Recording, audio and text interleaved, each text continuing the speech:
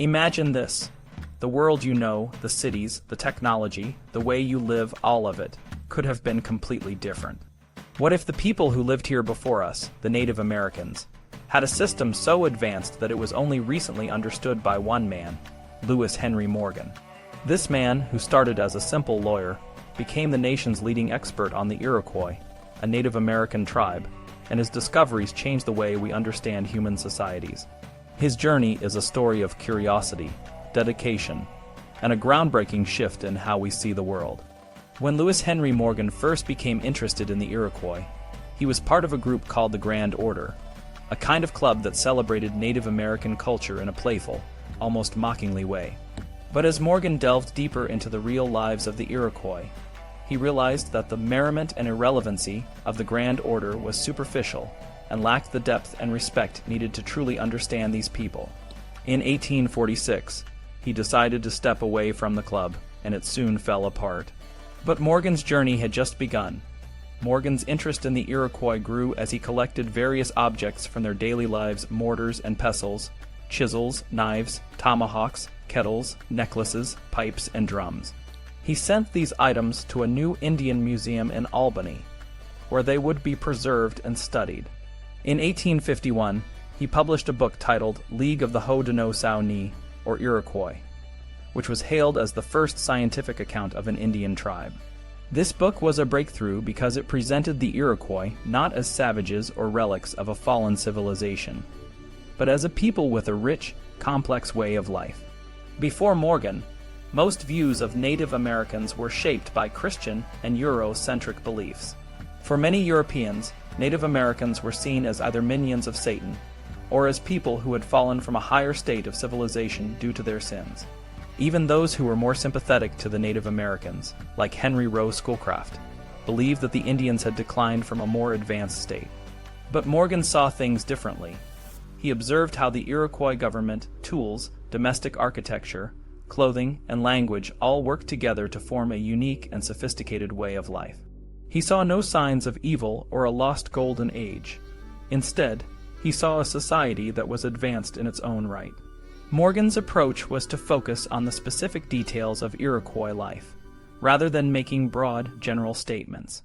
He was fascinated by the intricacies of their social organization, especially their system of kinship and descent.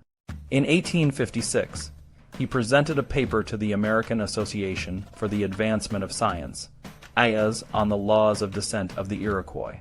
This paper detailed how the Iroquois system of kinship worked, including the fact that children always belonged to their mother's tribe and that inheritance passed through the maternal line. This was a radical idea at the time, and it challenged the Euro-centric view of family and inheritance. Morgan's research was part of a broader movement in science that valued specific, detailed observations over general theories. The AYAS, founded in 1848, was dedicated to the increase and diffusion of knowledge through the collection of detailed, factual information. This approach was a reaction against the older, more philosophical approach to science, which often relied on broad, untested theories. Morgan's work fit perfectly into this new scientific paradigm.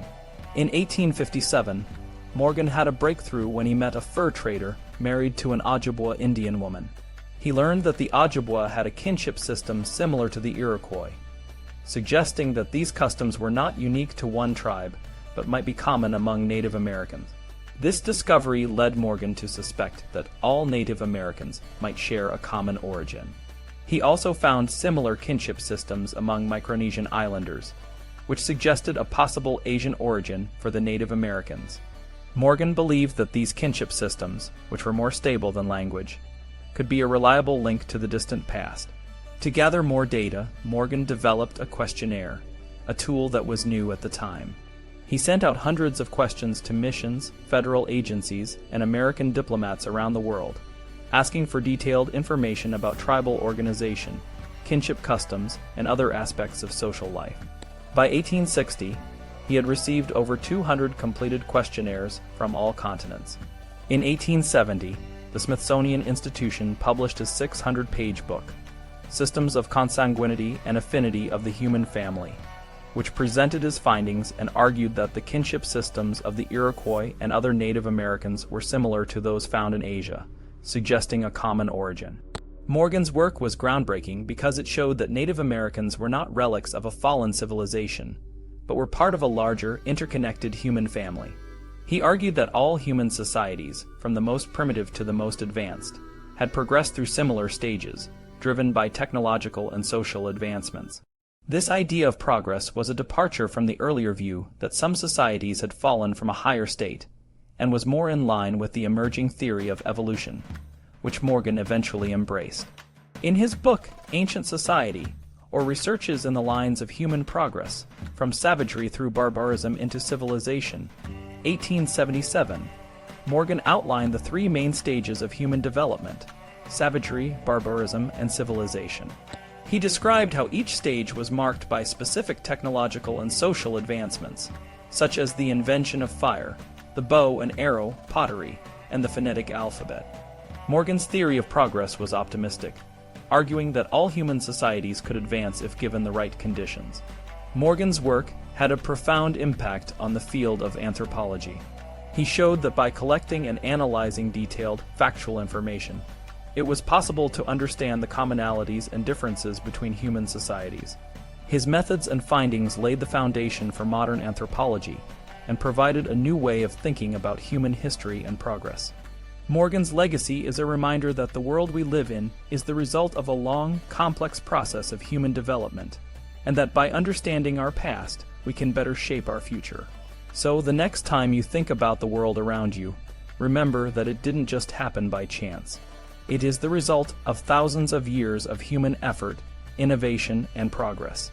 And it all started with one man, Lewis Henry Morgan, who had the curiosity and the courage to look beyond the surface and see the deeper truths about human societies.